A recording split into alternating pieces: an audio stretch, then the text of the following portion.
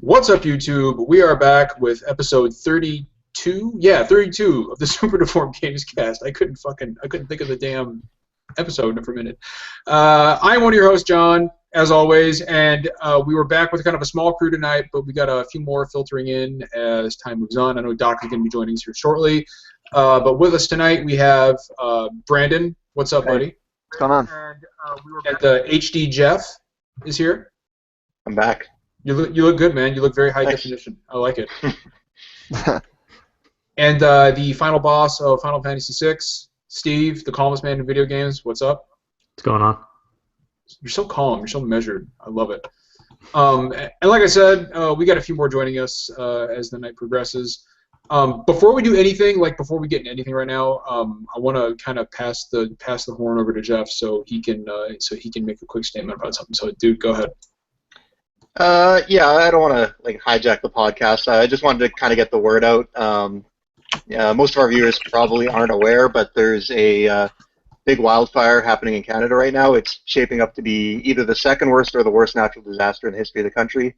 There's about 90,000 to 100,000 people without homes. They evacuated the entire city of Fort McMurray.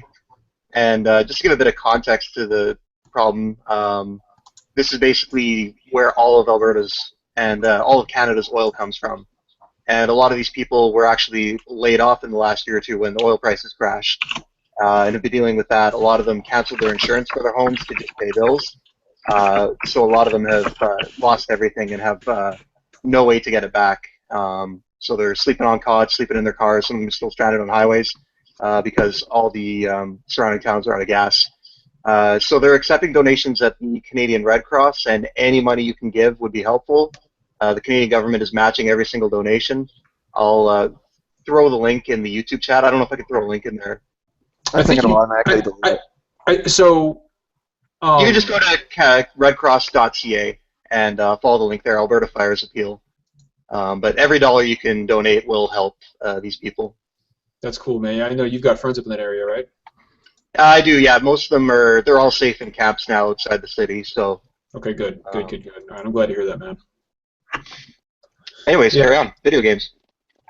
Video games. No, seriously. Thanks for talking about that, Jeff. And if you can, please go to donate to the Red Cross in Canada. I know I will. As soon as I'm done with the podcast here, and everybody should do what I do because I am always right about fucking everything. There's no drunk cat in our chat yet, and I need some drunk cat in my chat. So if you're in there, Al, let me know so I can. The people demand cat gifs. So I know, right? Which I haven't gotten. We haven't seen a cat gif in a while, or at least not a cat gif, but a hype gif for the show. We've had one in the past month, and I feel like we had one last week. Did we? Yeah. We did have one last week for Schreier, for Jason Schreier. Yeah. Oh, that's right. Yeah, but still, I mean, one in the span of a month. I feel like it's the 5th of May, dude. It is the 5th of May. That's why he doesn't want to come on the podcast tonight, is because he's fucking wasted. That's why. He'd rather sit around and get drunk. Crack in the chat said he's too drunk. I completely agree. That's probably true. Okay, so real quick, we'll talk about what we're playing this week. And Brandon, why don't we start with you, man, as we always do? I finished Ratchet and Clank yesterday. Nice. I did like it a lot. Had a good time with all that. So yeah, I'm gonna go back on the New Game Plus with the Platinum Trophy. Not anytime soon. Probably after Uncharted 4. It seems like it's a super easy platinum. Yeah, there's a few tricky ones that just require you to be cognizant that they exist to get them. I feel like the race one is supposed to be kind of tricky. It is. For getting a screen time. The trickiest one, there's a weapon called the Groovatron, which shoots out this disco ball that makes all the enemies dance. So good. It's one of the coolest items in the game. But there's a trophy for using it on every single enemy type in the game. So that's the hardest. That's the trickiest one. Yeah, and so I don't know. I found the trickiest trophy to be, and I actually did it. But there's a planet called Rilgar, and you have to do a race, and you have to do it in under. I think it's to get the gold trophy. You have to do it in under 1 minute and 35 seconds. Yeah, I cheated that. You cheated it? Yeah. How? Apparently, on NeoGAF, someone was saying that if you and the conditions aren't certain, it just it's a glitch that needs to be patched. But if you quit the race while you're in first place, it will count as a victory. give you the trophy anyway. That's Holy amazing. shit, are you fucking Yeah. serious? So all you have to do is do the race for like a minute, and then if you're in first place, you can just press start, quit, and then it'll give you the trophy even though you quit. Dude, that could have saved me like 2 hours of fucking Yeah. misery. Apparently, it still works right now with the patch that is out. Like, I mean- like 1.03, the newest patch, but I'm sure they'll fix it in 1.04. Well, if you're trying to get the platinum trophy for Ratchet and Clank, and you cannot get under a minute 35 on Rogar, go do that, because I highly recommend you do that too, because that race fucking sucks. And so that was I tried it legitimately for about 15 minutes, 20 minutes. Just couldn't it do is the absolute worst part of the fucking game. Period. Is that those? Like, I did not think the races were fun. Like the rest of the game is great, but I was like, what? Well, what the why is this here? races are fun within the context of what they want you to do for the story. Yeah. It's like if you don't care about trophies, they're not obnoxious or anything. Okay, It's yeah, actually no, yeah. fun. Yeah. Just to beat the story, they're not bad at all. It's just if you were playing like a racing game and that was the mechanics. Yeah. It's like On the higher difficulties, they start adding like little bomb blocks all over the track, and those are hard to avoid because the controls they're are horrible. they're super floaty. Yeah. I hated the racing in Ratchet and Clank like on the same level I did the snowboarding in Final Fantasy VII. Like it was fucking awful. Man, It's just all you do in Final Fantasy VII is just let the controls you put the controller down and just let Cloud go straight. He'll hit every tree on the way down. He will still find the path. You can't control that game anyway. Like it's not even worth the effort. And that's my favorite game of all time. yeah. Did you ever play the mobile game? The mobile snowboarding game? No, I'm sure it's terrible. It was pretty bad. I can't imagine. I can't even imagine how they could make it worse. It was pretty bad. And eventually it came out for the PSP, and it was even worse there, unbelievably. But Stupid. all right. Anything else you've been playing this week?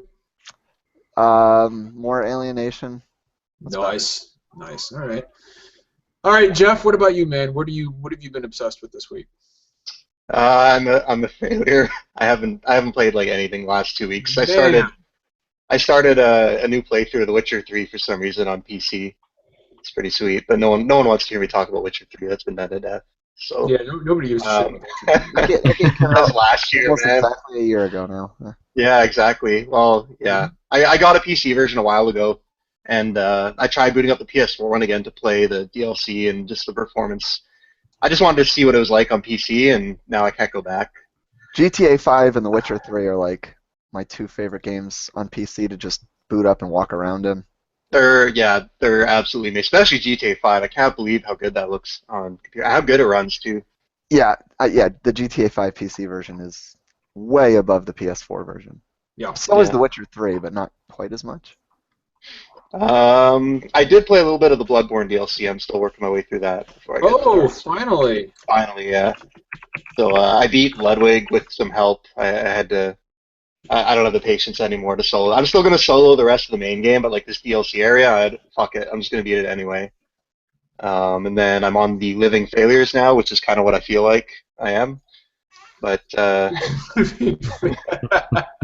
So they're like, I was gonna say the cool thing about the Living Failures is that fucking meteor attack they have gives me like Final Fantasy vibes. it's not cool though. It's annoying. So I'm using the wrong word.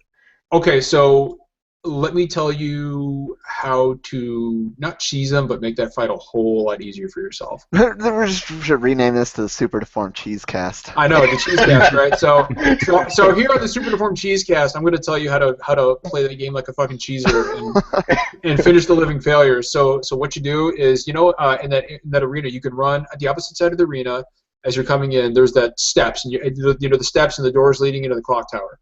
Right? Yeah, I whenever noticed that. whenever they do the meteors, just run up the steps to the door. The meteors will not touch you, and the failures will not run up the stairs. So then run back down into the garden, give them a few whacks, and run back up the stairs when you see the fucking meteors coming, and that's it. You're done. I want to say I'm going to beat it the right way and not listen to you, but we know you're not. We know you're not. We'll see. We'll see how many tries it takes. We know you're not. So yeah, that's about it for me. Somebody in chat says, anyone play the Nioh demo? I did, but it's not my turn yet. I will talk about that after Steve talks about what he's been playing. Well, I played a little bit of Smite on PS4, and the map seemed really big. For a MOBA, it was just like you could rush the towers and die like no more than 12 times. I mean, that's how long it takes to get to everything. So that made me play a little bit of Dota, and while I haven't been playing Dota in a long time, people have been playing it competitively, so I immediately stopped playing because I could not keep up. But yeah, I played a little bit of that. I didn't think you were a fucking MOBA guy at all. I could check it out. I mean, it was on PS4, so I was interested to see how it would play. It doesn't play well, in my opinion, but they could probably update it. I played some Alienation. Me and Brandon played, actually. Yeah, we did. I joined his game. Yeah, you played some Alienation. We went through the Ark. So we went through the Ark, and we made it through the first level, and then we attempted the second. So when you finish the Ark at the end of Alienation, you have the option to go one level deeper for better loot, or to just, to cut it there and take the loot that they give you. So we went for the second round, and we died within, 30 seconds of starting the second round? Well, one guy lost, or we lost one guy. He just disconnected. And Brandon's a maniac when it comes down to Alienation. He's warping through. He's in the middle of all the mobs. I'm trying to stay next to him, but that's how you play the tank, man. His range is a quarter of the screen, so you have to get up in there. I hadn't realized that until I tried a new character, and you're right. Yeah, it's super high DPS, but no range. So yeah, that was fun. And some UFC too. And since we're doing a Cheesecast episode, I platinumed last week, and that was the hardest trophy to get, in my opinion, was knockout by throwing. So you have to throw a character, throw your opponent, and knock him out as he hits the mat. So that's crazy. I threw people to the ground over 100 times, and nobody was getting knocked out. I was softening them up. I'd wait until they get wobbly, and I just throw them to the ground a bunch of times, and nobody would get knocked out. But then I found that if you took Bruce Lee, I guess some other characters too, and there's this takedown where you end up in side saddle, you can just pound the person's face from that position, and it gives you the trophy for the throw knockdown one, whatever that's called, the body slam one. Otherwise, it's close to impossible to get that trophy. You will never fucking catch me playing a UFC game. I have about as much interest in that as I have fucking cutting my own foot open with glass. I just have absolutely no fucking interest in UFC games, or the UFC for that matter. I'm not a big UFC guy. It's a pretty good game. Yeah, whatever. If you're a fucking loser, it's a pretty good game. But, is that all you've been playing? Is that fucking? Yo, Dana White is just gonna straight come after your ass. That's fine, dude. He can send Conor McGregor after me. That's all right. I got a 45 upstairs, dude. It's fine. Have you seen Dana White? He can do his own heavy lifting. He's just. He can't do. No, Dana White's a big guy. He's a huge fucking piece of shit douchebag, though. So here, I don't even follow UFC, so I don't know. I know enough about Dana White to know that he's human garbage. But. Wow. Yeah, I do. I don't like Dana White. Punches there. I never pull my punches. Okay, so I'll talk about. Is that all you've been playing, dude? You've been playing anything else? Yeah, that's everything. Okay. So while we're waiting on Doc, I'll talk about what I played. So yes, I have played the Nioh demo. It's alright. I was a little disappointed. I get the sense that for Nioh, Team Ninja is trying way too hard to Dark Souls it up, and what I mean by that is, how a lot of people were talking when Destiny came out, and they said, they really are trying so hard to do a multiplayer MOBA. Gabe! Yo, what's up? There he is. What's up, man? I'm good. So glad you're here, man. Your mic sounds really good. Your mic sounds really good, man. Yeah, solid. Your voice sounds glorious. I just wish we could see you, Gabe. No, but yeah, man. So Gabe, I'm talking about what I'm playing this week, and then I want you to talk about what you've been playing. I've been playing Nioh, and just like Bungie did Destiny in the sense that they were trying really hard to be a loot-driven MMO shooter without really knowing what that entails. I kind of feel like Team Ninja really went overboard with Nioh. We got to make this so Dark Souls that it's got to be harder than Dark Souls. We need to really amp the difficulty up, and with Dark Souls, there's a purpose to the difficulty. It's always difficult. It's almost never unfair, and it's almost always surmountable, right? There's always a way through everything. With Nioh, I feel like a lot of it just boils down to luck, because that game, as it stands right now, I know it's just an alpha, but it has huge fucking balancing issues. Huge balancing issues. I mean, trash mobs in Dark Souls, when you start off, you can take them down in 2 or 3 hits, right? Those zombies that are lurching around, the Undone Settlement, you can down those guys in about 2 or 3 hits. 3 hits at worst, right? The trash mobs in Nioh, when you first start off, take about 7 or 8 hits to take down. Attacking these things depletes your entire stamina bar, and they're still not down. Whereas they can hit you twice and you're done. And so, like, I made it all the way to the end of the demo. But yeah, Adam Servo in chat says even basic enemies are a bitch. Yes, they absolutely were. They absolutely are. Is it Nioh? Is it Nioh? I don't fucking know. Whatever. Nioh. Fine. Everybody. I don't think I know for a while. Everybody in chat is saying Nioh, so I'll say Nioh. Whatever. I thought it was Nioh, but you convinced me it was Nioh. I every time I say Nioh though, like I think I'm talking about PlayStation 4 Nioh, and it's weird to kind of shake it. But yeah, so it was good. It's all right. I think that I highly recommend if you're interested in the game, go to Team Ninja's website and they have a survey there that you can give your feedback on about the demo. And I would definitely go and talk to them. And there's also a mechanic in the game itself that I don't like, is that in Dark Souls, when your stamina gets depleted, and anybody who's played Souls knows what I'm talking about. When your stamina gets depleted, you can still walk around, right? Like you can get out of there. You just can't run, or attack, but you can move. You can get out of there. You can even pretty much roll because you can. You only need 0.1% of stamina to do a roll. You can absolutely, but roll out of empty stamina. In Nioh, when your stamina depletes, you get tired. You can't do anything for a minute. You put your hands on your knees, and you're like, oh man. And meanwhile, fucking enemies will run up and just wail on you, and it is the worst fucking mechanic for a game like that I could possibly imagine. It really made me want to take a drink out of my Estus flask right here. Fucking.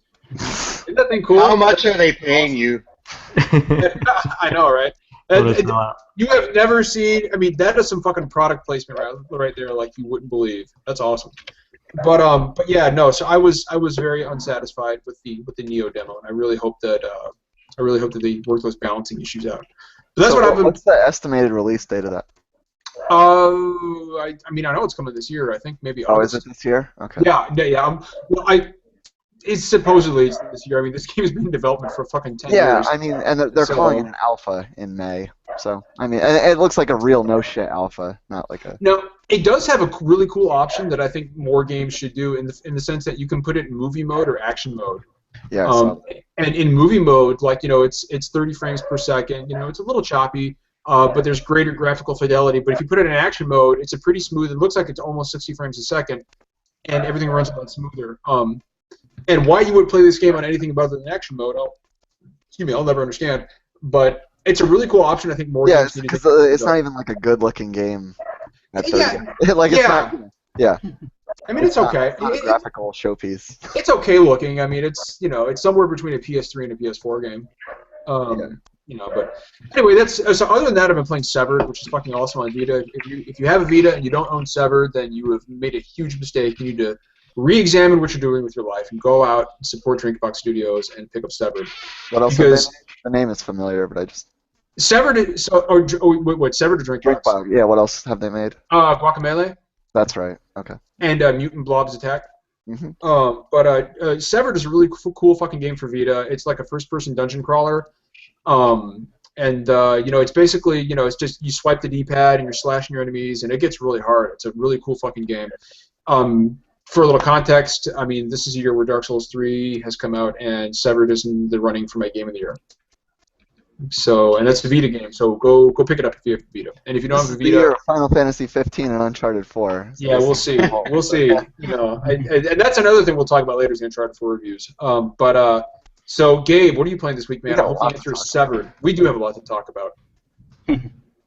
I've been playing a little bit of Nioh. I played a little bit of Nioh, Dark Souls 3, and currently I'm trying to get some of my backlog games out of the way. So I've decided to continue playing Diablo 3.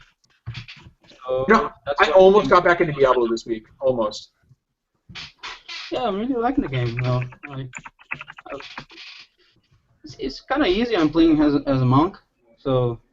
Really fast, So, I'm looking. So, Gabe, let me ask you this. You said you played the Nioh demo, right? Yeah, I played it. Am I out? And am I wrong? Was that too fucking hard? Like, did they really go overboard with that? When you first start a game, you're practically, on your without any armor. It's really hard the first enemies. But once you get better armor and better weapons, it gets a lot easier. I don't know. Maybe I'm just not as good at Souls games as I think I am.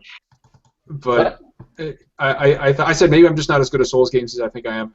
But yeah, I thought Nioh was way too fucking hard. I just thought it was unbalanced.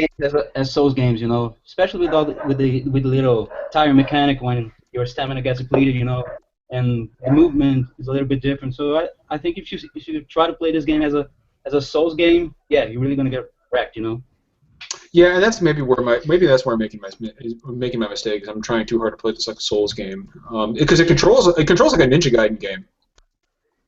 Yeah, you can't even roll, right? You can actually, right?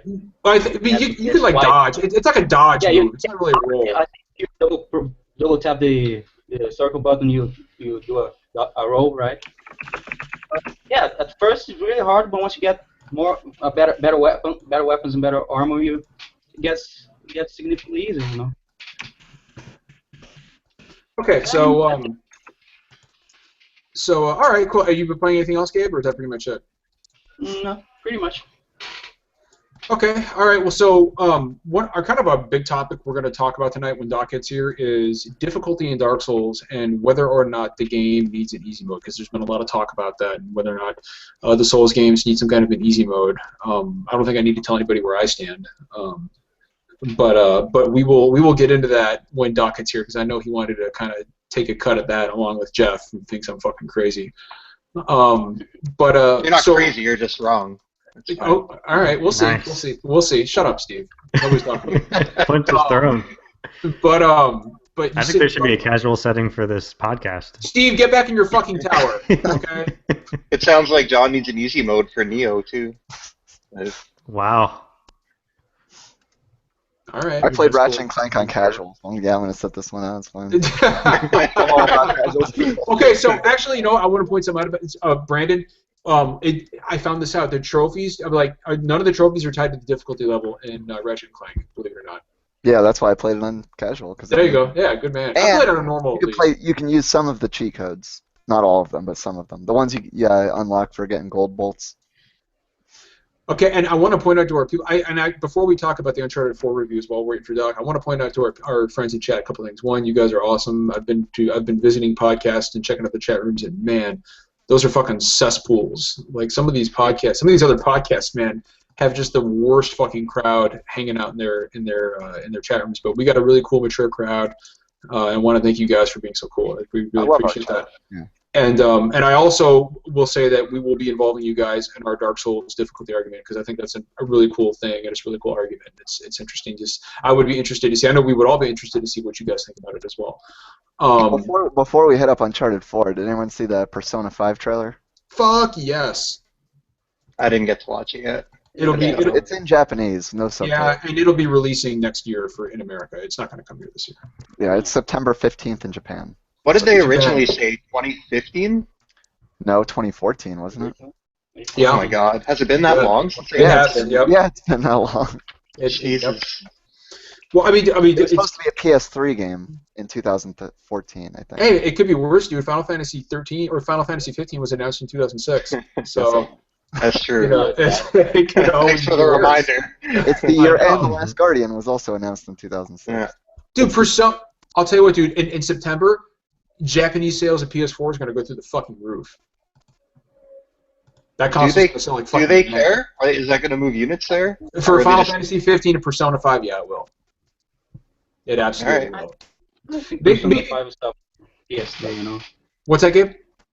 I think Persona 5 will sell more on PS3. In Japan. In Japan, I can see that. Yeah, in Japan. I don't think they are really invested in the PS4. We need Z-Huge for this conversation. We do. Z-Huge will be joining us next week, actually, for NPD Week. Doc! My audio fucking pulled up. What's up, Doc? There he is. I'm alive. Suck my dick, I'm alive. Not only are you alive, you are graduated, man. Congratulations.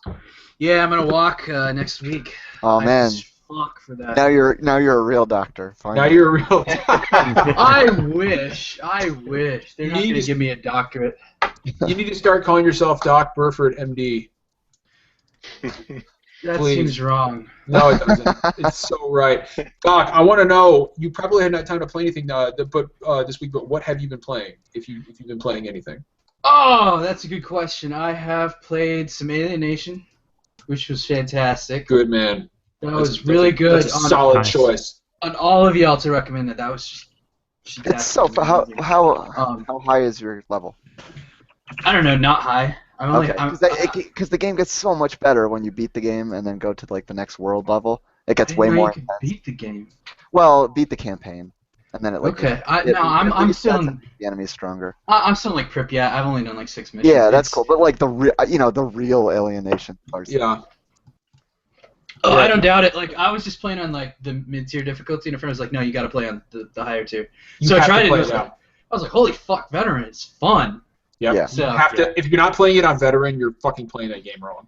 yeah, most of the highest difficulty settings in most games are just really kind of boring and tedious. This is actually like legitimately delightful. So I'm loving that. Got my Pokedex up to 654 out of 721, so I'm really close to catching them all. Lord, son. I feel like I played some other stuff, but I don't remember, so I guess I didn't. And if I did, I'll remember it later, I'm sure. Doc, you sound chipper as fuck. I love it. I did play some Halo Reach for an article that's coming up soon. Oh, and I played Forza 6 Apex for the Ooh. PC today, because that came out. That's fucking great. What? I never even heard of it. Yeah, Forza 6 just came out on PC for like 100% free. So everyone can When download did it. that come out on Xbox? What, Forza 6? That Yeah. came out on Xbox like ages ago. Apex is a Okay. different thing. Yeah, alright, I It thought it was a new one. Came out this morning at like 10 a.m. So, yeah, I'm chipper mostly because the sheer raw amounts of caffeine and the relief of being done with school forever. I got my Whatever, months. whatever you got to do, man. Whatever you Oh, got to do. caffeine is just the best drug we've ever invented. I'm also, I've been on a sleeping medication for a week now, and I've started to having better sleep, but it's not enough yet. But it's still better than nothing. So It's a start. It's a yeah, start. it's the pain issues are keeping me awake, so they're kind of like fighting back and forth. But honestly, the antidepressant effect of the sleeping medication is amazing. Like I don't have that background buzz of depression that's always there. It's awesome. I love it. You I do feel like a sound fucking champion. you sound like a fucking champion, man. You sound like a fucking champion. And you know what? I'll tell you what. I myself had trouble sleeping last night, and do you know why? Was because you were thinking about me? Well, that goes without saying. I think about you all I the set time. my alarm. I think about you all the time, Doc. But As it should be. the real reason that I couldn't sleep last night is because I went to bed thinking, God, what if Uncharted 4 reviews like shit? What if it's garbage? And then I woke up this morning, and I was like, Doc is gonna be so pissed. So why would you ever think that Naughty Dog is going to get bad reviews? Naughty Dog will never get bad reviews. They will always get reviews 15 points higher than what they deserve. Always. Because of that So- biased media. So they will always get a 95 when they deserve an 80. It's just science. Doc, I can't fucking handle you. God, stop this. I love it. God. So anybody who's been following Twitter today knows two things. One, How great I am. Well, Sorry. yeah, okay, fine. Three things. Everybody knows how awesome Doc is. It's good to see. It's good to hear you in such a good mood. And two, everybody knows that Uncharted 4, I think it finished with like a 94 on OpenCritic. I'm not going to talk Metacritic anymore because Metacritic fucking sucks. Yep, 94. So yeah, it was like a 94 on OpenCritic. And three, there are two camps in the world now. There are Xbox fanboys who fucking hate the fact that it reviewed well, and Sony fanboys who are taking it way too far. Like, I don't know if you saw what a bunch of Sony fanboys were tweeting at Lucy O'Brien at IGN today, but she dared give Uncharted 4 a fucking 8.8, which is like, I'm like, what's wrong with the fucking 2 8.8? points off the 9, right? She gave Rise of the Tomb Raider a 9.3. Yeah, well, and people say she only gave Rise of the Tomb Raider a 9.3 because Laura has tits and Nate doesn't. I just want to say that Rise of the Tomb Raider is the best action adventure game I've ever played. Get off the fucking podcast. It's Wow. good, but it's not that good. I just haven't played very many good action adventure games. Let's put it like that. You know, Because you there haven't aren't played that Resident many. Evil 4 yet, still. I haven't played Resident Evil 4 yet. I can actually play it now that I've graduated, though. So let's get on that sooner rather than later. I keep forgetting you never played Resident Evil 4, and it. Somebody has to have not played Resident Evil 4. People told We me found the one- that you don't strafe in it, and that keeps putting me off. Yeah, Well, yeah, see, it's like we're already when- getting people in the chat going, "Wow." Start aiming and you're locked in place. You can 180 turn. So the point you're supposed to run away from the enemies, do a 180 turn, pop them in the kneecaps, and then run up and start knifing the shit out of them. I know that when I was in Iraq and I was fighting insurgents in Fallujah, that's exactly how I shot them. I fired a few times, and then I stopped, and I did like a 180, and I ran away a few steps, and then I turned around, and I popped off a few more shots. That's what I did. See, I was like, go ahead. if I'd been over there, what I would have been doing is flying A-10 Warthogs, but that's a whole different. You can't do that in Resident Evil. No, you can't. And hopefully you never can. If you could, it would be awesome, though. Like, killing zombies with an A-10 Warthog would be amazing. You'd just be flying around just shooting everything with that giant gun. I just want to welcome our lovely chat mod, Al, into the chat room. He's finally here. Al, these motherfuckers are going crazy without you here, dude. It's been a rough half an hour. Where the fuck have you been? All right?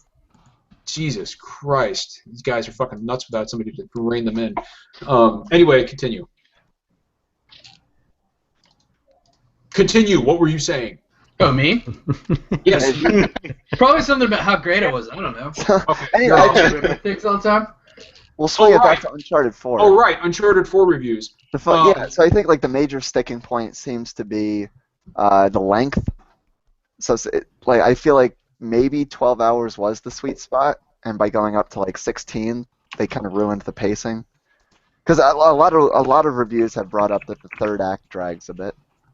I heard it starts slow too, although most of them didn't complain that it was different from previous games. Yeah. Well, I think people are upset that you don't start the game hanging off a fucking train off a cliff in the Himalayas. Like I think that's probably where some of that comes Yeah, from. they spend a lot of time obviously establishing Sam as a character because he needs to be established because he's never been in the games before. So I get that, yeah. So I actually I was talking with Thue. He sent me a DM on Twitter. He's got the game right now. He was playing it earlier. He said it's visually the best looking game he's ever seen, and that was echoed by Jason Schreier. Yeah, I mean, like what else? Yeah, well, compete with it? and he made a really good point. It was like why would Sony think that we need a PS4 Nioh when you've got games that look like this? I mean, it's really you kind of have to stop and wonder about that. As a PC gamer, I'm really curious to see if it's actually art or like technical graphics. Like, I really have to check that out. Probably both. Yeah, I can see that. I mean, we've seen enough gamerside footage, I think, to get a pretty good grasp on what it looks like. And at least the performance is solid on PS3. I have a question about the video game I watched that's was never been answered, by the way. So I'm really curious about it. I'm hoping somebody can answer this for me. Please. Does it have exploration? Like actual exploration elements, or is it still fairly linear? No, Yeah. Well, some of the reviews complained that there was too much exploration, and that also ruined the pacing. See, that actually sounds to me like they've made a game that's more what I want to play. It's why one of the reasons I like Rise of the Tomb Raider was they had all that exploration. I mean, it's one of the only games that I have any interest in 100%ing. Like, I don't like getting platinums. I don't care about any of that kind of thing. There are only like 3 games in my entire life I've ever wanted to get all the achievements for, and that's one of them. Is Rise of the Tomb Raider. So if there's exploration, that hooks me in. I played Rise of the Tomb Raider too. I don't think it's quite the same because in that one, it was more, I think, Metroidvania style, where like certain areas were locked off and you had to come back. Oh, yeah. There was this one. I think it's just instead of like hallways, there's now bigger rooms, but there's it's different in that it seems like there's pretty wide open spaces that you can actually get out. Like obviously, there's the area where you have your Jeep and you can drive all over the place, but that the game will always kind of funnel, like, even though you think you're kind of going off the beaten path, the game will funnel you into where you're supposed to be going eventually. So it does kind of flow. So they tried to have their cake and eat it too. and it seems like it worked for some people and didn't work for others. Mm-hmm. It's not universally agreed upon to be a positive or a negative, even though they were trying to do more than just be linear. Definitely interested in it.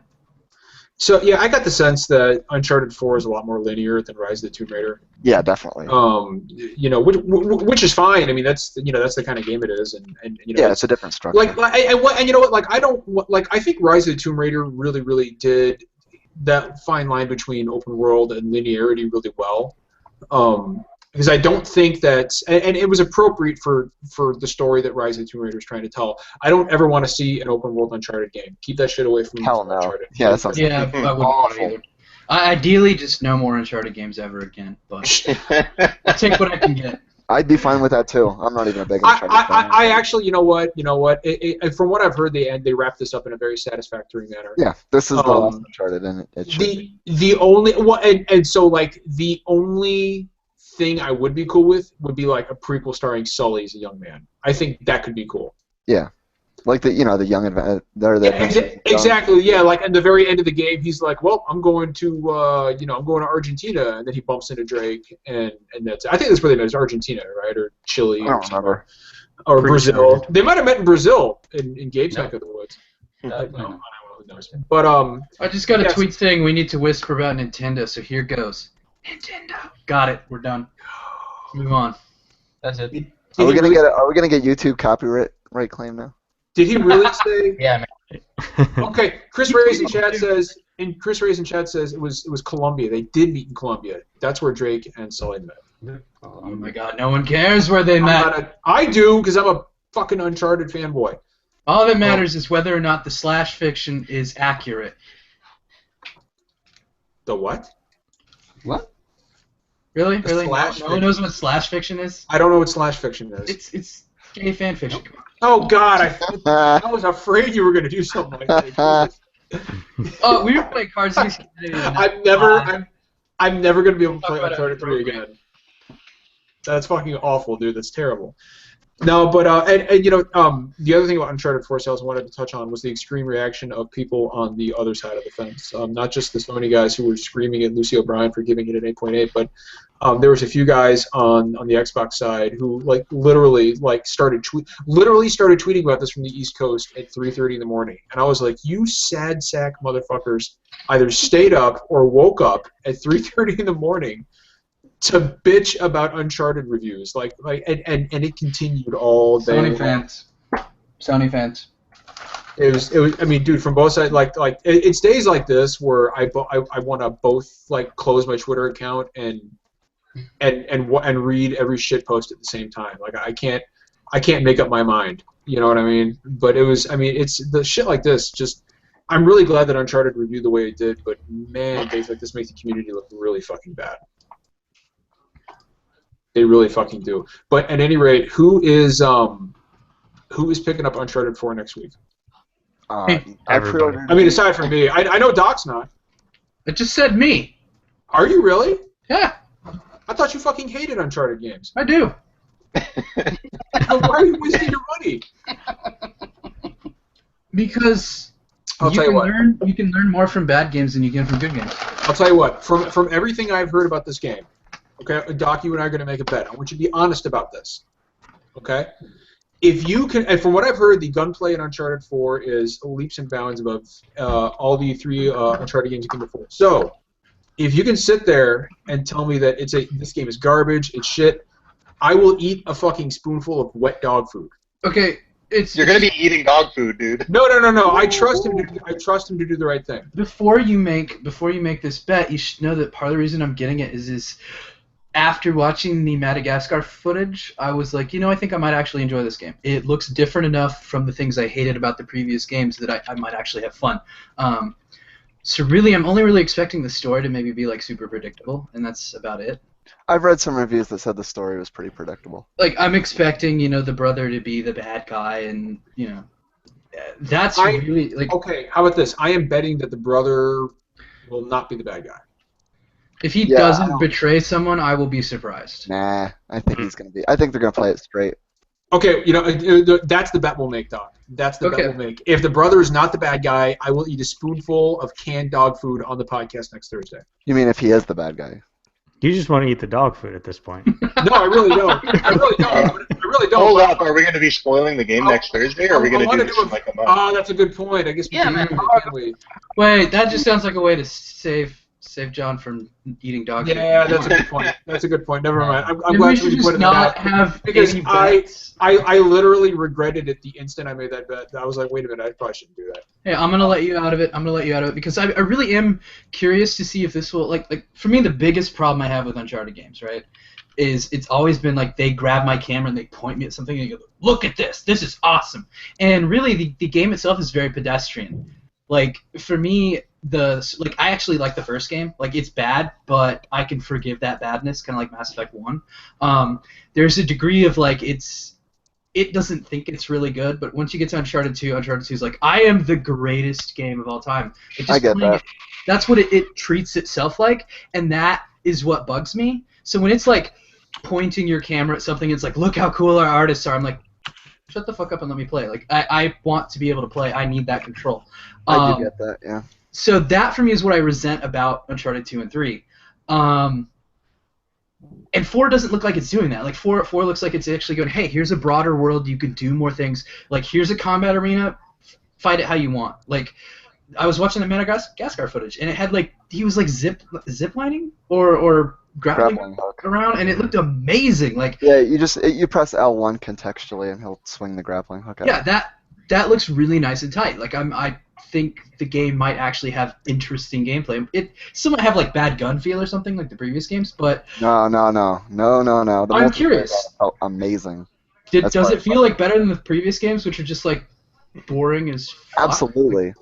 It feels more like The Last of Us, I think. I do not like Uncharted 1 through 3's gunplay at all. No, it's really not that great. Nope. I agree. and these new things look like they've upped the level in their encounters, because they had there are some good encounters in Uncharted 2. Like everyone knows like the helicopter or the train, and those are just The garbage. sign shootout. Yeah, exactly. The sign shootout is probably one of the best encounters in video game history. We talked about the one from Uncharted 2 when he's flipping back over the sign. Yeah, because he's like in a cover shooter, but he's not on the ground. It's such a simple idea, and it's fucking brilliant. And it only lasts for like 2 to 3 minutes. It's perfectly timed. Good And compared to like really shit shootouts, like the one where you're in a upturned like train car and you're just shooting dudes who approach you, it's way more fun. Like that, and the fight where Drake actually gets up off the train after it's on the cliff and he's like going through the snow and like nobody can see him. Those are pretty good encounters. I don't like all the encounters people actually like, which is. Well, I love the train because you're like going all over the sides of it, and it's an entire level. So one thing I'm really interested in, and one thing I've heard that they've changed is I've heard that the enemies are far less bullet spongy than they were in the past, which is good, because it never made much sense to me to fire to empty a clip into some pirate's chest. I'm playing Uncharted 3 right now, and it takes 7 to 8 bullets sometimes to kill people. And it's like, guys, I've seen what happens to a human body when a bullet enters it up close and personal. It doesn't take much. Okay? Obviously, it's like 1 to 2 headshots. But that's the thing. Like I always found Uncharted kind of floaty, so getting headshots doesn't feel consistent. Yeah, I feel like pirates in Uncharted 1 all had like a fucking stone skin spell on them. I was like, why would these fuckers die? Uncharted 1 is the worst about it. Yeah, it was really bad. It's wave after wave of enemies that take like 6 bullets to take down. 6 fucking bullets, and you're wearing a goddamn purple tank top.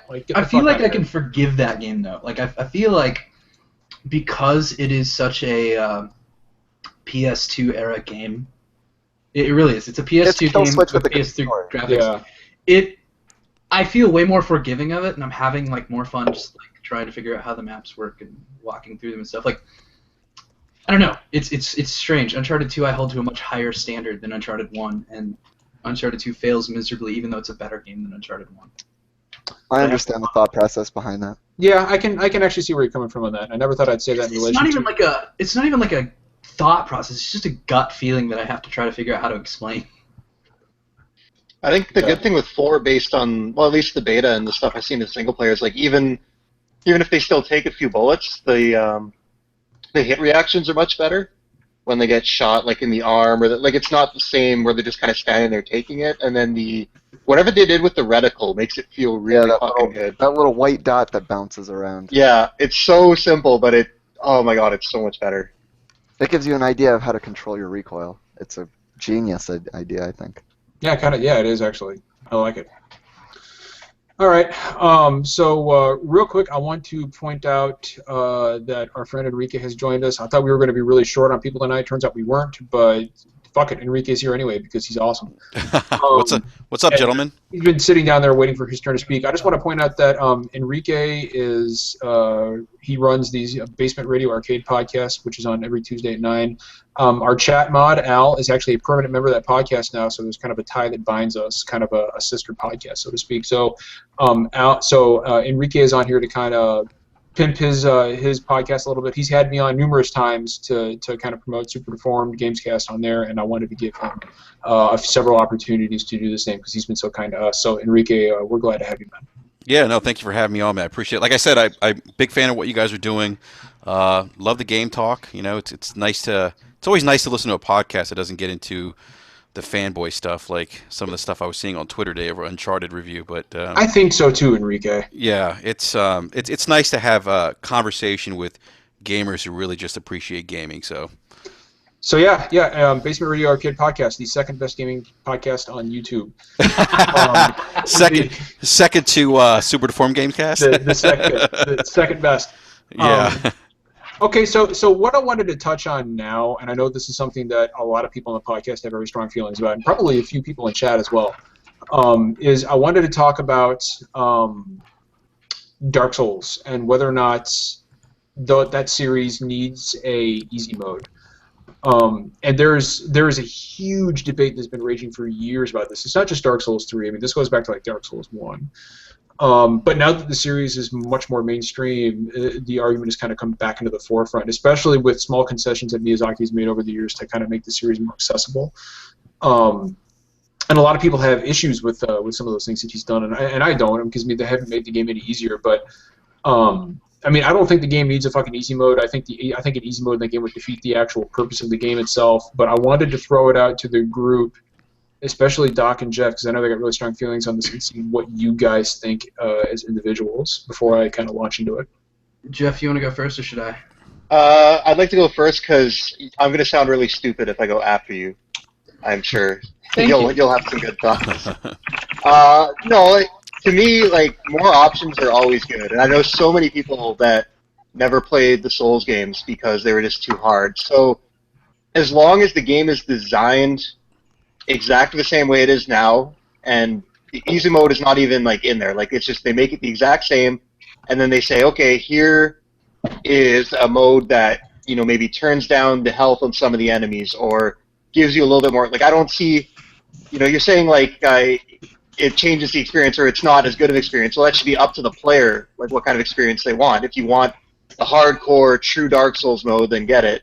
But if you want the more accessible mode, like I never understand taking options away from people. And even like something like a dynamic difficulty that you could turn on where if you've died like 50 times in a row at the same fucking boss. Like Resident Evil 4. That's cool. I didn't even know it had that. Yeah, Resident Evil 4 has a dynamic difficulty. Yeah. Yeah, something like that. Just anything, if it gets more people playing the game and finishing the game and maybe even helps them get better at it, and then the next game they don't need that, rather than just giving up. I don't see why that's a bad thing, but... Doc, why don't you go next? Okay. So first off, Jeff, 100% right. I have a chronic pain and fatigue issue that I bitch about a lot on Twitter stuff, right? It sucks to be me. I used to play competitive games pretty well. Like Bad Company 2 days, I was always top 2 players. Like always. I was really good at competitive multiplayer. Now I have made it through Trials of Osiris one time in Destiny. I cannot play competitively at all. Like, I'm suffering from extreme pain and fatigue. So, playing Dark Souls for me is much harder than it would be for average people. Just because, my arms start shaking or whatever, and it becomes really hard to hold a controller and all this other stuff. So, if you lowered the difficulty on Dark Souls for me, subjectively, I would have an experience that is as hard as what the average person's playing. So changing it for me does not change it for any of you. You guys still get to play at the level that fits your skill, your body, all that stuff. And for me, if there was a lower difficulty level, I would be playing at an intensity that is similar to what you experience, but caters to my health. So that's the subjective argument. Well, no, the other argument's subjective too. Here it is. I don't think Dark Souls is about the difficulty. I don't think difficulty is interesting or fun. For me, the most fun I have in Dark Souls is discovery. I like walking around the world and being like, oh, this connects to this. That's the part I hate. Like, that is my favorite thing about the game, is exploring the world. I don't give a fuck about combat. It's the complete other way around for me. I find that just getting in the way of the combat. You're talking to a guy who has never liked a third-person combat system except for Dragon's Dogma. That's the only third-person combat system I've ever gone, this is really good. Everything else is like, I have to put up with this. Oh man, not even Bayonetta or Devil May Cry. Yeah. I have not played Bayonetta, so I can't comment on that. I'll tell you, there's not much in video games that feels better than the fucking Witch Time. Yeah, I wanna mess with that, and I wanna mess with Metal Gear Rising, a couple other games. I actually have Devil May Cry 3 Special Edition. I played the first level and I got bored, so I stopped. Doc, I just interrupt real quick. Somebody in chat says, I agree with Beanie Guy. From now on this podcast, you are fucking Beanie Guy. I'm a Beanie Guy. What are your names? You are Beanie Guy. I still want to be called the, Dr. Shootolosophy, but... No, you're Beanie Guy. Beanie Guy. Please continue, Beanie Guy. Okay, so I think a lot of stuff ultimately comes down to what you enjoy about the game you are playing. And for people who enjoy the combat, hard mode should always be there. But if an easy mode facilitates players who just want to explore, like me, who don't... I don't get anything from the combat. Like, to me, the combat's kind of I mean, I like fighting. I like a rudimentary degree of challenge. But to me, I have a whole lot more fun, seeing a giant fucking boulder rolling down the hill towards me and being like, I gotta run, or, opening a pathway that leads me to somewhere else, or just being in the world. Like, for me, existing in a space is way more interesting than... I'm going to go fight through a fight I know how to do perfectly just to get to the one enemy that is kind of unfair because of his hitbox is weird. That, I got hit by that Edix Gundyr guy in ways that should not have happened. And that is my complaint. The hitboxes are freaking weird. I don't want to have that experience. I mean, if you gave me Dragon's Dogma level of difficulty so I could just focus on exploring the world, that is the game experience I want to have. I want a difficulty that highlights that specific element of the game's design. Go play Dragon's Dogma. But Dragon's Dogma doesn't have the world design that only Souls games have. I mean, Souls games have a very specific design that no other game has. Yeah, it's not shit like Dragon's Dogma. Dragon's Dogma has one of the worst worlds I've ever played in the 3D game. That's what I've heard. I've never played it, but I fucking love learning how that world works too. Like going through a world during day and night, seeing how the monsters change, starting to sort of understand the space and planning routes through the day. I think fast travel killed that fucking game. It's tedious, sure, but it's got some really interesting elements to it that actually, it takes 5 or 6 long journeys to really start understanding how the world is shaped. It's a very different game. Nothing is like Dragon's Dogma. But Dark Souls is very unique in its world design. No other game has that world design experience. So for me, I just want to spend more time with that world design because nobody else has it. So I want to focus all in on that. Combat, I've played plenty of hard combat games. They don't interest me. Combat's not a... Oh man, I love some good third-person combat. I always have. I mean, difficult combat is just not inspiring to me. It's not interesting. I'm the guy who likes to play Halo on heroic, not legendary, because legendary is just boring. That's how I feel about the highest difficulty level of most games. So Brandon, how do you feel about all this? Do you think Dark Souls needs an easy mode? I'm a big dynamic difficulty fan. I feel like that's usually the best solution because you don't need to choose a difficulty level at the beginning of the game. You just start the experience, but then it kind of custom tailors itself to the way that you're playing. And so maybe there could be a way to adjust the difficulty level to where if you are one of those players that enjoys the exploration and you're dying repeatedly in combat, it would knock the combat down a little bit. But maybe there could also be triggers in a different way to where, and this, probably not possible, or obviously not easy to do, but to where, like, if you're smoking the combat, then it could up the difficulty of the world triggers, like traps and stuff like that, or it could change the amount of mimics that are in there. I think there's a lot of different variables that they could tweak. If you're doing really well, the floor just falls out from under you for no reason. If you start doing too well, it just deletes your game. It's very easy, obviously, to make that feel unfair. Can I just toss out something really short here? Yeah.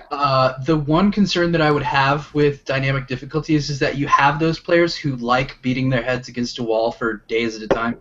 They love the feel of, like, I finally beat that boss. They love that. They live for that. And if you have dynamic difficulty, it might prevent them from having that sort of, I tried 100 times to beat this boss. I suck so bad that the game went easy on me. Yeah. Yeah. So I wouldn't want anyone to have a difficulty that robs them of what they like about the game, basically. I would like to see difficulties that accentuate each player's interests. Real quick, while we've got Al in chat and Enrique here, you guys know you want an Estus flask. Yeah. I wouldn't drink out of one of those. I wouldn't drink out of it either, but that's pretty amazing. I just want to. Why is it? Is it glowing? What is that? It's got Estus in there, man. Nice. Yeah, but no. So I want to know what Gabe thinks about this, because Gabe is a big Souls guy, just like me. So Gabe, I don't know, man. Difficulty settings in Dark Souls, whether it be dynamic or a slider. What do you think? I'm gonna go last, so because I'm gonna split this motherfucker wide open. Go ahead, Gabe. Think about it. Dark Souls already has a difficult, an easy mode. They're called shields.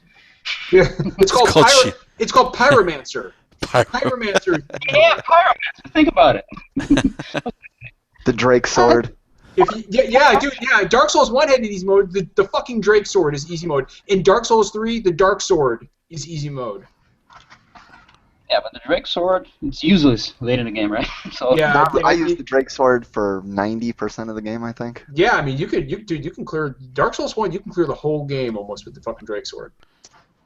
Yeah, so I think options are nice, like in Doc's example, for example, for Doc, he prefers the exploration aspect of the game. So if a difficulty setting can help him get more out of the game, so I'm all for it.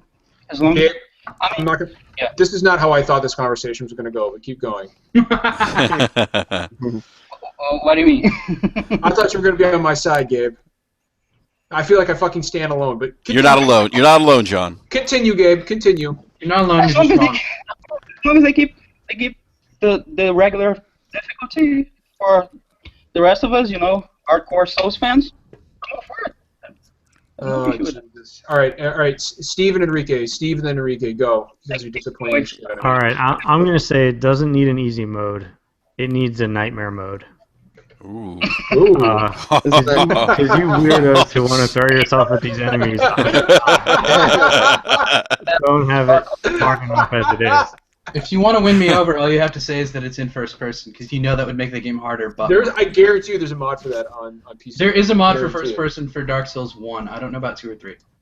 I don't see why it matters. All that rolling around in first person? Oh, yeah. There's actually there's actually a Diablo mod where you can play it top down.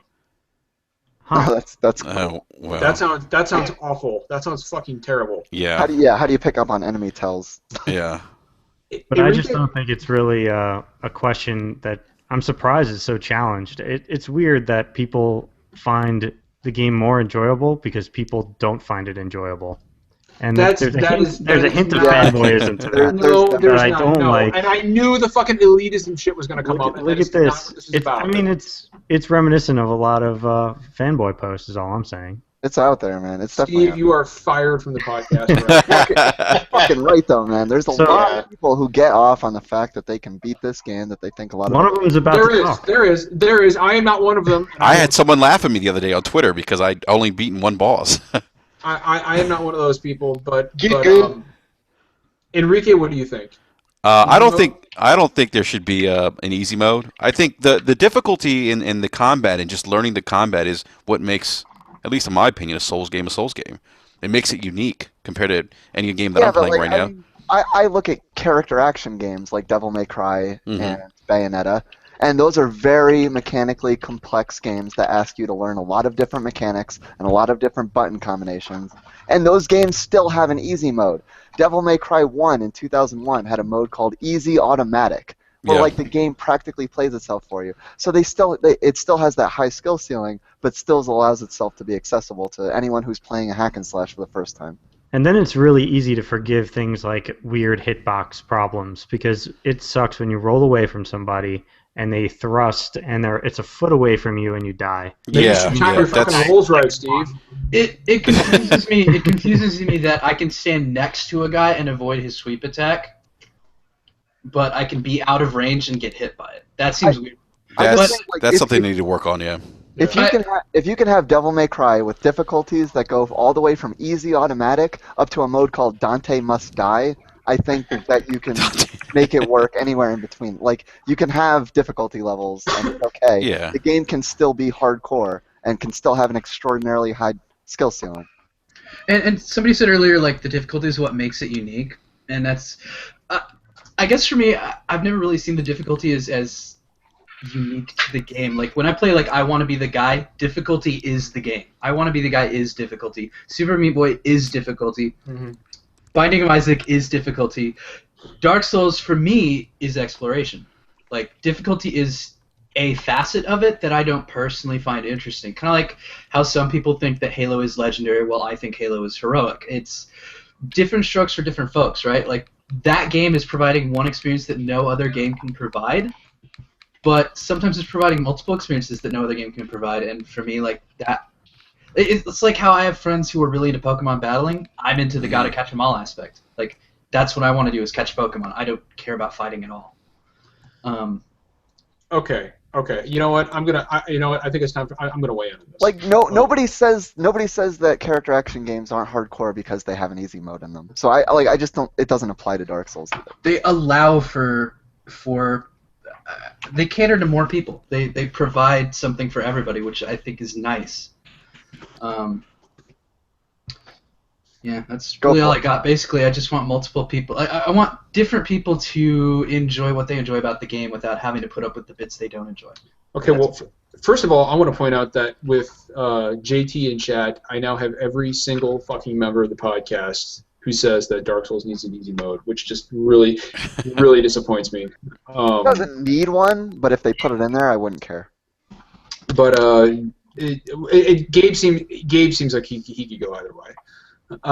But so I will tell you why I don't think the game needs an easy mode at all. Why I don't think it should ever have one. Because, and it's not about I want to keep my really difficult experience, or this game is for fucking people who can handle it. Because I don't think that, and I don't think that's the case. There are several reasons why I can't have an easy mode. One, if it did, the online component of the game would be fundamentally broken.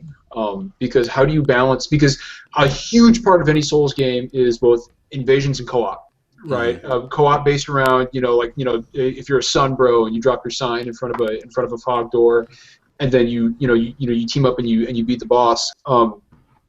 What happens if you're a really really geared up character? You're soul level 21. You're rocking your fucking dark sword, and your fucking elite knight gear, and you run in there with two other guys, and all of a sudden you're playing an easy mode boss, and you down him in 3 hits. I mean, people say that well, I want easy mode because, and nobody here on the podcast has said it, but I hear this argument a lot. I want easy mode because I want to experience the story. But if you're going into Dark Souls to experience the story, then you're missing the point, man. So it's one of those things where right there off the bat, the online aspect of the game is busted. And two, another reason is the Souls games, and I really realized this while I was playing the Nioh difficulty, or the Nioh demo. Nioh, I felt, and I've talked about this with Enrique on his podcast before, Nioh I felt was unnecessarily difficult to the point where I was just like, I can't, fucking this just isn't fun to me. Dark Souls, on the other hand, like every Dark Souls game I've played, and I'm gonna do with Dark Souls 3, is I do a soul level 1 run. I beat the game not leveling up once. I do it for every Dark Souls game, and it's not because I'm fucking awesome at the game. It's not because I'm a fucking better Dark Souls player than anybody else. It's because it's possible. You can absolutely beat those games without leveling your character up 1 iota. The games are not impossible; they're just difficult, and without that sense of. And now, having said that, you will die multiple times. Most people die multiple. I mean, for me, in Dark Souls 3, Pontiff Slavin was a fucking brick wall. He took me hours to get past him. The Nameless King was a fucking brick wall that took me. The Nameless King was the first boss in the Soul series that I had to summon help for. I couldn't. I died maybe 150 times. In Dark Jesus. Souls. Yeah, I mean, it's unbelievable. I know a lot of that because I was hollowed up to level about 100 before I cured it. So I must have died at least 100 times while I was hollowed. So I think I died about 50 times while I was unhollowed. Yeah, I mean I mean, dude, like bosses like the Nameless King are fucking unbelievable. But when you finish him, when you clear bosses like the Nameless King, or going back further, like Ornstein and Smough, or Gwyn, when you beat these guys, the sense of reward. I mean, no other game manages to make you feel the way you feel like when you clear Ornstein and Smough for the first time, or when you beat the Nameless King, your fucking pulse is pounding, and your hands are sweating, and you throw the controller down, and you tell the game, I fucking did it. You tried your hardest to tell me I couldn't, but I did. And that is really, to me, the whole point of the Souls games is not to experience the story. I mean, there's a great lore behind the games. Like if you really pay attention to item descriptions, there's a great lore behind there. But the fucking, sorry, I got distracted from something in my chat. I'll address in just a minute. But the sense of accomplishment you get, I have never found another game to replicate that. And that is something that needs to be experienced. And if it's character action games. I need to interject on that. So hold on. Let me make this one last point, and you can jump in. If you have a dynamic difficulty, then that is lost. People will die over and over, and the game will scale down the difficulty, and all of a sudden, these bosses go out with a whimper instead of a bang like they're supposed to, and that sense of accomplishment is lost. If you have difficulty settings, I mean, yeah, I could never play the game on easy, and I never would. But to me, it's like it's different than playing Uncharted on crushing difficulty. I play Uncharted on crushing difficulty because I want that trophy. I play Dark Souls because I play Dark Souls. And, the point of playing Uncharted is not to play a really difficult fucking game. It's not to. It's not. The point of Uncharted is to get through the story and experience the story, and then if you want, you play it on crushing. The point of Dark Souls is to get that sense of accomplishment, and in easy mode, in my opinion, would rob the series of its soul, no pun intended. So yeah, that's just kind of the way I feel. Doc, go ahead. Gosh, you kind of steamrolled past what stuck out to me, and now I've kind of blanked on it. Although I will say that I did point out the dynamic difficulty thing earlier. I really disagree with the idea that something would be lost if you change the difficulty, because like I said, for me it's an accessibility issue. Like, what is hard for me and what is hard for you are very different. Oh, I remember my thing was opening up. What is hard for me and what is hard for you, very different things, right? Like, because my arms don't fucking work right, it's much harder for me to play at the level you do. So even though I'm playing what is an easier game for you, I'm playing a game that to me scales. Excuse me, sorry. It scales pretty similarly. So I'm still there trying my hardest. I'm still there putting in as much effort as I can. I just have a lower threshold because I haven't been to a doctor in a couple of years and I really need a bunch of IVs injected in my body. So difficulty mode lets me access something that I think I should be able to access, I guess. But the other point that keeps kind of fading in and out. Oh, right.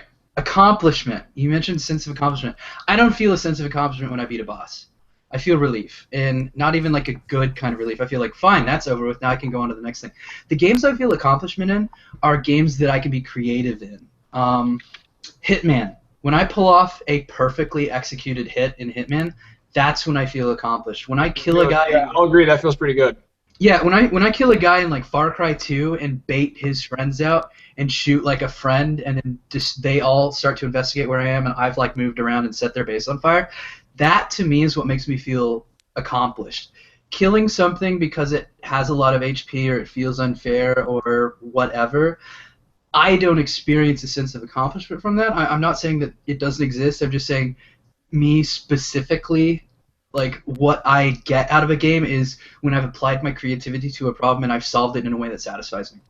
When I think I should be able to do that and then I do it and then it works, that's what makes me feel accomplished. So I don't really understand. Like I understand it's there, like consciously, but I don't personally feel the sense of victory that other people do, which I think is one of the reasons why difficulty doesn't matter to me. I don't have that sensation. If that makes, I hope that makes sense. No, it does. Yeah, it makes perfect sense. No, it does, and I feel like I actually feel like the argument, like for medical reasons, is the strongest argument I've heard. You know, and you know, like, thanks a lot. Now I feel like an asshole for not wanting anything. You're insensitive, John. You made me feel like an That's why it's insensitive called prick. Dark Souls. That's why it's called Dark Souls. Yeah, I was going to offer a counterpoint too, John, similar to what Doc said. Just that, like, I get what you're saying, but the fact is some people are physically unable to play the game in that state. You know, maybe Doc even is, but there's some people out there who actually can't. They could play it for a year straight and would never be able to beat that boss. And I also believe in skill ceilings. I don't know if everyone does, but I think some people just aren't as good at games as others. And Yeah, maybe they good can put point. all the practice in the world. Like, you know, I've played hockey my whole life and I'm shitty at it. And it doesn't matter how much practice I put in. Like, I'm not as good as some people. Some people are just naturally, they have faster reaction speeds. Their brains work differently. They're just not. I don't think everyone can be as good as they need to be. And it's like not adding subtitles to a movie because the experience is different when you have. It's just an accessibility issue.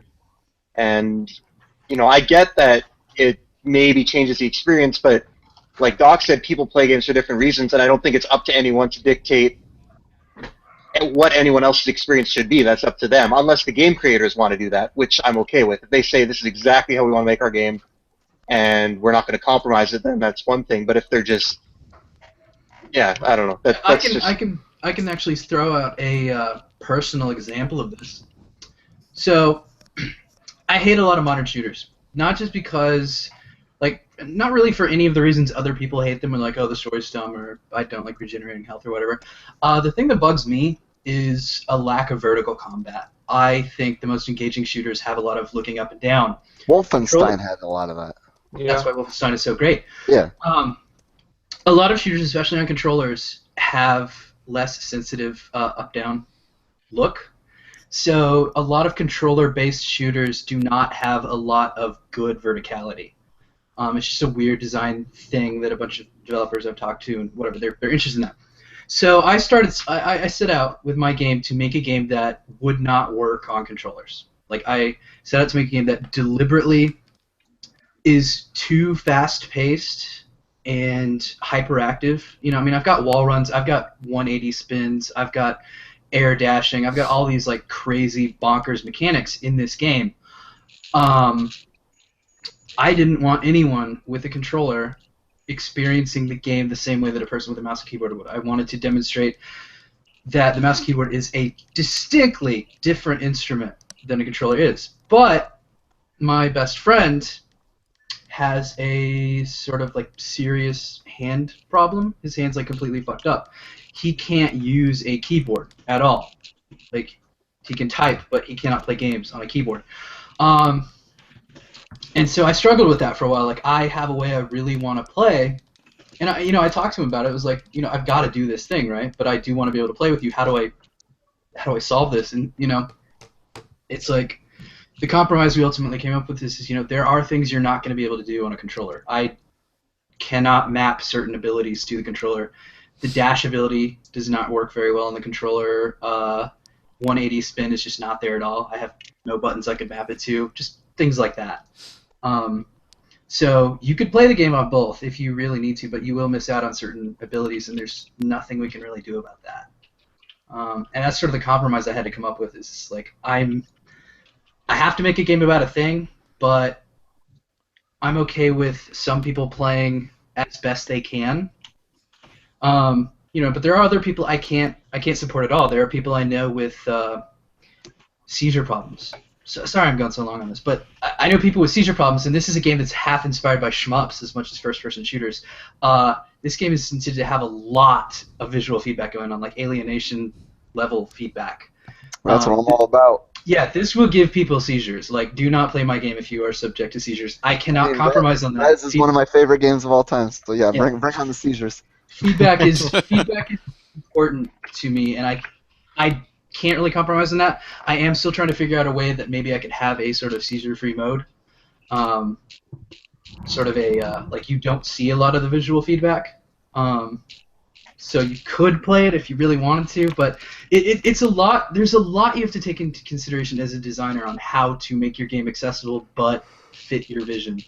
And ultimately, I won't compromise on what I want, but I will try to come up with modes for people that may be lesser versions of the overall experience. So, kind of like how developing for consoles is when you have a PC game in mind. I am going to change my vote on easy mode in Dark Souls. Wow. Based on... We did it. Based on... Break out the dog food. Based on... No, we didn't make a bet for dog food on that one. I want to see Johnny dog food next week. I'll eat it because I'm fucking awesome. But and down it with beer. I'll do it because I'm a fucking man, and I'll eat dog food if I want to fucking do it. It's got to have gravy in it. But that's it. You know, fuck it. If you guys tune in next Thursday, I'll eat a fucking spoonful of dog food right here on the air. Don't do it. Because I'm fucking awesome. I'll enjoy that shit too. I've had, you know what? Brandon will vouch for the fact that we probably had worse in MREs. Yeah. That fucking cheese and veggie omelet. Cheese and veggie omelet, man. It's much worse. But yeah. So and I find that Doc's argument about people with physical limitations to be very compelling, and Doc has successfully made me feel like a jerk for not wanting easy mode in Dark Souls. I'm a genius. Thanks a lot, Doc. You ass. But yeah. So I'll change my vote on that one. Okay, yeah. I'm cool with it. One more thing I wanted us to kind of touch on real quick. That was an excellent fucking time. That was maybe like one of the best debates we've had on the show, by the way. That was really. That's the goal, right? So can we talk about how bad the Doom trailer is now? About how bad the what is? The Doom trailer is? Yeah, the launch trailer they put out today. I have not seen the launch trailer. All right. Did you see the leaked trailer? No, I haven't seen any of it. Is it really bad? The leaked trailer was really good. Okay, so the best trailer ever for the game is still the Rocket Man Elton John fan trailer. That's still the best one. This trailer, they smash cut different jibs than what's happening on screen. So like, there's like a frickin' Baron of Hell. He goes up to it with a shotgun. He pulls the trigger, and they cut to a completely different shot of a monster being exploded. Yeah, it's a very poorly cut trailer. There's another cut of like a gun dropping down from the underside of a monster, but you don't see what the monster is, so it's like, what am I actually looking at here? They have like two distinct cuts of that gun, and I'm like, I guess that's the spider bot guy, but they didn't show him all the way, so I don't know what I'm looking at. The music was nuts, because Mick Gordon is the best composer in video games right now, but the trailer was just bad. Like, it was not cut well at all. It's boring. It's actually really boring. It is. They had iconic shots in there, sure. They had jibs in there, sure. But the jibs weren't actually connected to what was being shot at. Like, seriously, like, almost every jib cut was a separate cut from what was being shot. And I think it's probably because the guns don't actually kill that effectively. I think he aimed one shotgun at the Baron of Hell and he pulled the trigger and nothing happened because that's the way the game plays. So they had to fake it. Yeah. Really clumsily. So I'm sorry, that's just my rant today. Like, I want that game to do well. I loved playing the the beta that nobody else liked, apparently. No, dude, I actually, you know what? I'm right there with you. I loved the fucking beta. I cannot understand the hate for that beta. I liked it too. I thought it was a blast. My only complaint was the other than the shotgun range, which needs to be like 4 times as large. Everyone uses rocket launchers because they're really the only guns worth using in that thing. Doesn't it take like 3 rockets to kill someone? Yeah, it does. If you get direct hits. But it's so easy to do like splash damage and stuff. It's just much easier to just fire a bunch of rockets at someone than it is to like shotgun them where they could be like 2 feet away from you and not get hit because they're too far. You know, your shotgun range is only like 6 inches. Who else here played the Doom beta? I did. I played the alpha and the beta. I did not play it. Dude, it was a fucking blast. I have not seen this trailer you guys are talking about, but I have no doubts that Doom is going to be good. Oh, I mean, all their other trailers have been pretty good. So this one is like an odd one out, where they just kind of fucked up the launch trailer. It was weird. Yeah, I want to point out. Adam Servo in chat asks, "Overwatch is demoing on PS4 this week. Anybody playing it?" Yes. I haven't installed. I just haven't played it yet. It's fun, and I think this game is gonna fucking murder Battleborn hard. Hell's internet died. No question about that. And it's not even that Battleborn is a bad game. Jeff, you've played Battleborn, right? You played the beta.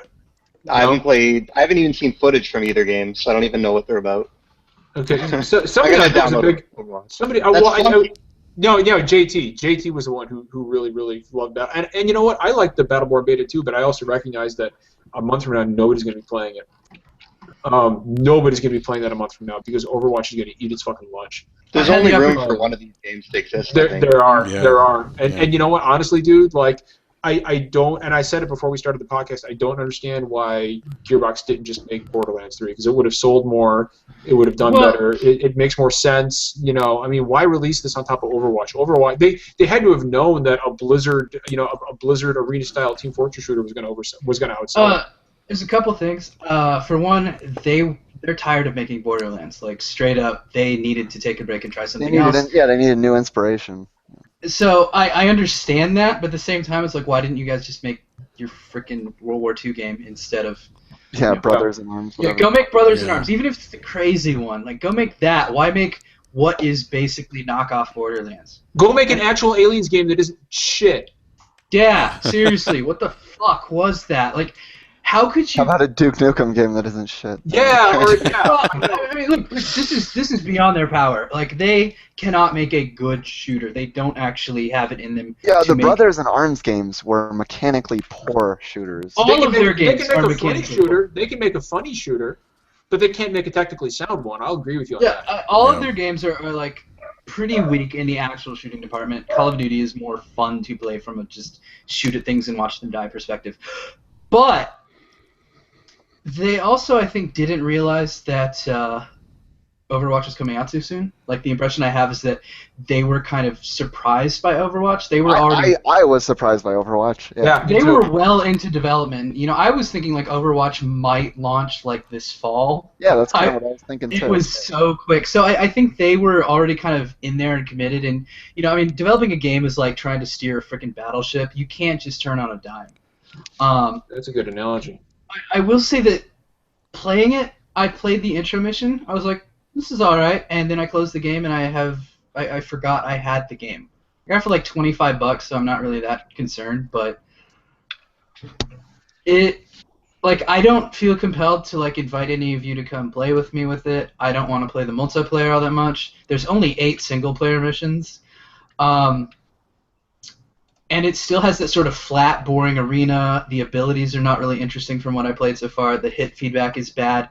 It's all the sort of Gearbox trademarks. I really feel like they were following trends, but trying to infuse that with what made Borderlands so successful. They don't seem to realize that Borderlands works because it was radically different and really funny. And this new game it feels like try-hard Borderlands, even though there are jokes it has that are legit good, and it has Deltron 3030 in the intro cinematic, which is amazing. You know, I want to ask everybody in the chat real quick. Joel, how many people want us to do a podcast with this talking about dev shit? Because I love hearing you talk about this. Thank you. This is awesome shit. Please continue. You know, the first article I ever sold to anybody was actually why Borderlands 2 is fucking terrible. Borderlands 2 is not. I love that Borderlands game. 2. Yeah, that was like my game of the generation last for 7th gen. Like I put more hours. I put more hours into that game than I did almost anything else. Well, actually, no, I take that back. Dark Souls is my game of the generation, but Borderlands 2 is a close second. I have 110 hours in Borderlands 2. I like that game quite a bit. But the mechanics are bad. Like, I enjoy the game for its aesthetic. I enjoy it for its jokes. I enjoy it because there aren't that many shooters worth playing. Because most shooters are inadequate, and at least this game has, humor to keep it going. But, gosh, I really wish, honestly, if I had the opportunity to go work for Gearbox, I would love to just to help them make better shooters. Like, even though I do not like what Randy Pitchford does is to pitch man. I feel really sympathetic to their teams. I really like a lot of the talent they have down there. They just clearly do not have good shooter-specific design. And honestly, playing it when it was the MOBA and the alpha for Battleborn, it was like, this is a fucking boring MOBA. Like, it's not very exciting. I mean, Hearthstone is, or not Hearthstone, Here's the Storm or whatever is more I was fun. going to say Hearthstone, that's not a MOBA. Yeah, Here's the Storm is more fun, and I don't even fucking like that game, but I had more fun playing it than I did Battleborn. Well, speaking of games, and I want to kind of touch on this real quick before we close up here. Speaking of games with the name Battle in them, big Battlefield 5 announcement tomorrow. I can't wait. Rami Malek is in it, right? What do we? I can't believe it didn't get leaked. Yeah, I know. Yeah, they really do. They really tightened the screws on this, didn't they? I'm expecting it to get leaked like an hour before the. Yeah, exactly. It always does. Yeah, we'll know what it is. World War II. Someone's gonna accidentally upload it. Is it Battlefront get leaked? No, I don't think so.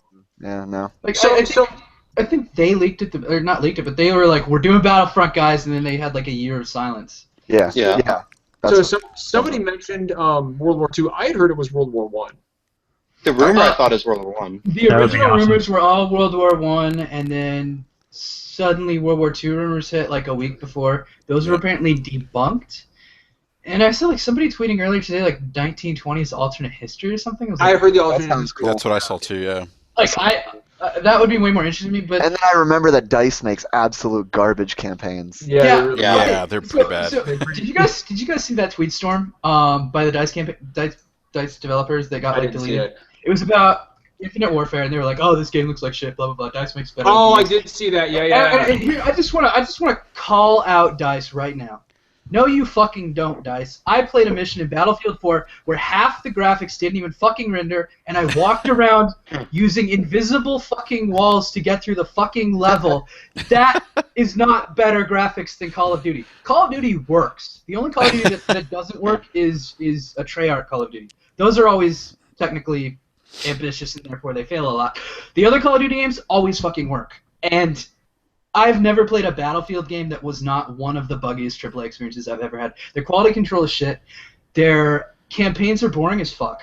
Their stories are unmemorable. The last good story they had was Bad Company 2, and that was like a 4-hour campaign that didn't really go anywhere and just kind of had a cliffhanger. And then the guy who actually super disappointing in comparison to the original. All right, who in chat is gonna timestamp this and tweet it to DICE? The guy who wrote that went on to work on better games. So, yeah, no, you know what? I have to agree with Brandon. Yeah, I've never played a Battlefield campaign. The only Battlefield campaign I ever enjoyed was Bad Company. Yeah, three was a disaster. 3 was pretty bad. Yes, it was awful. 3 was bad. Garbage. DICE has never made a good campaign either, in a game. It wasn't as much of it. Not just Battlefield. Yeah. Like, even Mirror's Edge is bad. Like, Mirror's Edge is fun mechanically. Yeah, we're just going to shit all over DICE to close this. Yeah, seriously. Looking forward to tomorrow. I absolutely love the Battlefield games, but I agree with everything that was just said. Yeah, it's true. They have that reputation. They release broke products. Battlefield multiplayer is fun. I love it. I'm not very good at it anymore. I used to be great. I love playing it. I love being a medic.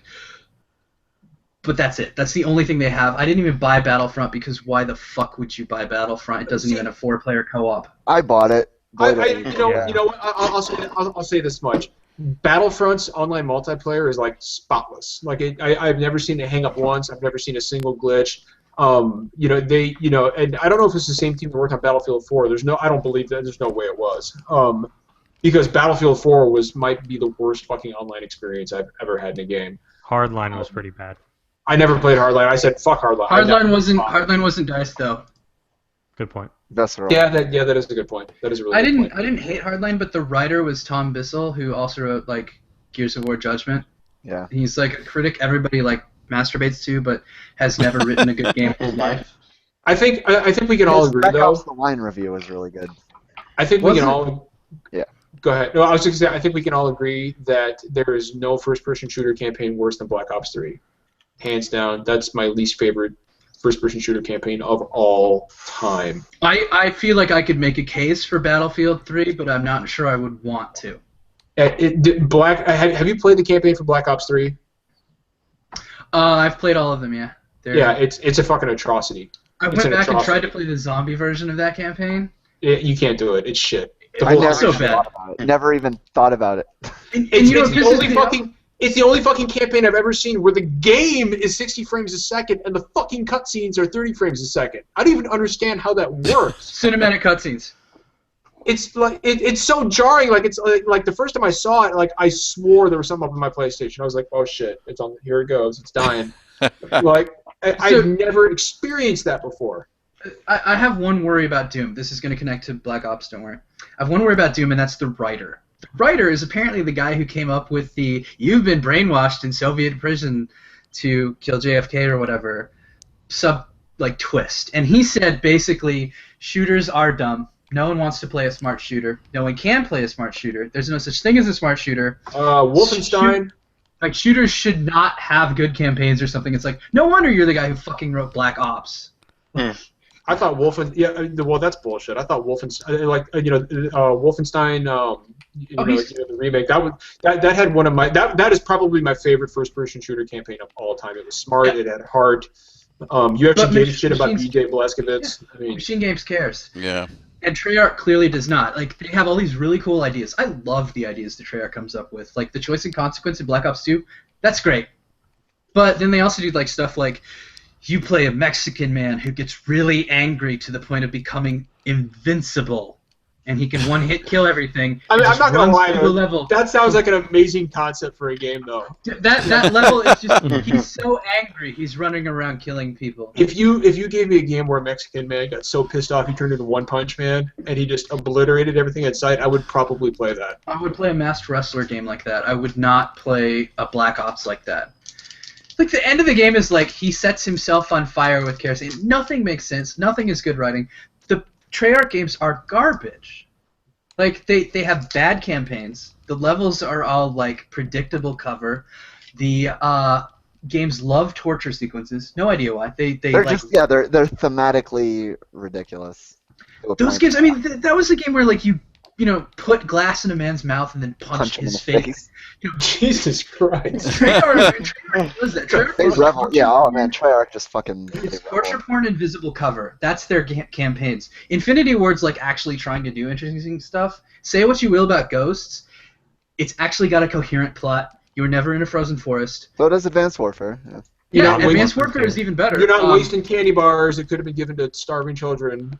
I mean, there's no Hendrix. I never hated that line. I'm not gonna lie. That line never bugged me. It's the entire scene. It's the entire scene. Well, you know why it bugged me? It's because it reminded me of that scene from fucking Anchorman when Ron Burgundy's like, "This burrito is delicious, but it is filling," and then he throws it out the window. That's all I saw during that scene. I guess they were trying to be like, "This is the future. You can make food taste like whatever. Isn't science neat?" Yeah, and it's just a throwaway. That kind of sucks, but I don't know. I never hated that. All right, as much we've gone 10 minutes over ranting about. Yeah. All right, we're gonna so there's the old man over here, geez. We'll wrap it up here. I do have a pretty cool. So we got a really big show next week. It's gonna be really cool. We have we're gonna be doing one because you're on it. But two, God, you're so full of yourself tonight, Doc. I am. But you're right high, man, and I'm glad you are. So we got a really big show next week, and I'm going to tell you why now. We have two guests. We're going to be doing both an NPD and kind of a pregame E3 show, talking about what we expect to see, what we think we might see.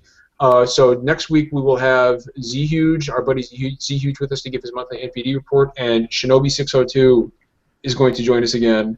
Nice. And he's going to give his take on E3, and maybe we'll get a scoop or two. Who knows? No promises, but I'm going to try to get something out of him.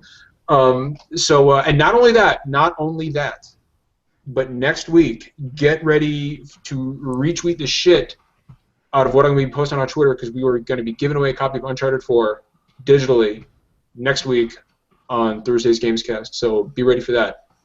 If you don't want to spend money on Uncharted 4 and you want to take a chance at fate. Tell me more.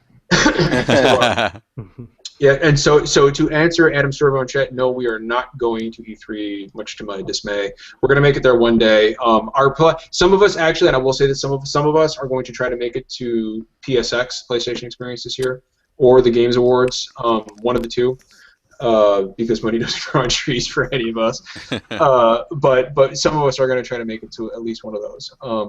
But yeah, really big show next week. We're going to talk NPDs. We're going to talk with Z-Huge. We're going to talk E3 with Shinobi. What we think is going to happen. What we hope is going to happen. And we're going to give away Uncharted 4.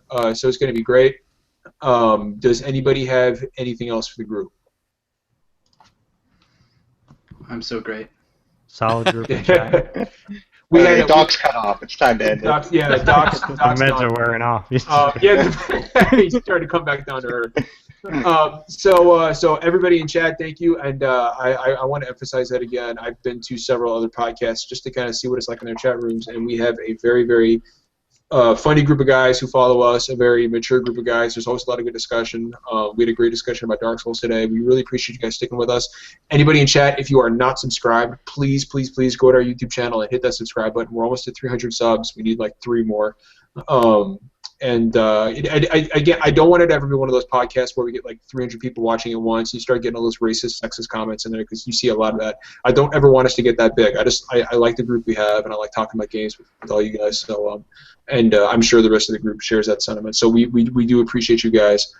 And if nobody has anything else, just remember it's not always poetry. And real quick, before I do that, I want to give a shout out to Enrique real quick. Thanks for joining us once again, man. You guys are our sister podcast. Give yourself a plug real quick. Yeah, man. So we're on every Tuesday night at 9 p.m. Eastern Standard Time. Basement Radio Arcade podcast. And if anyone wants to give me a follow on Twitter, it's at Aries Gamer. And we don't get into the fanboy stuff. We just talk games. So cool, awesome. Well, with that, Enrique, you're always welcome here. Thank you. No, thank you for having me on tonight. I appreciate it. And with no further ado, just keep in mind it's not always poetry, and we may not always agree with each other, but we always keep it real. And with that, we will see you guys on SDGC next week. Have a good night, everybody. Good week, good weekend. Go play some video games.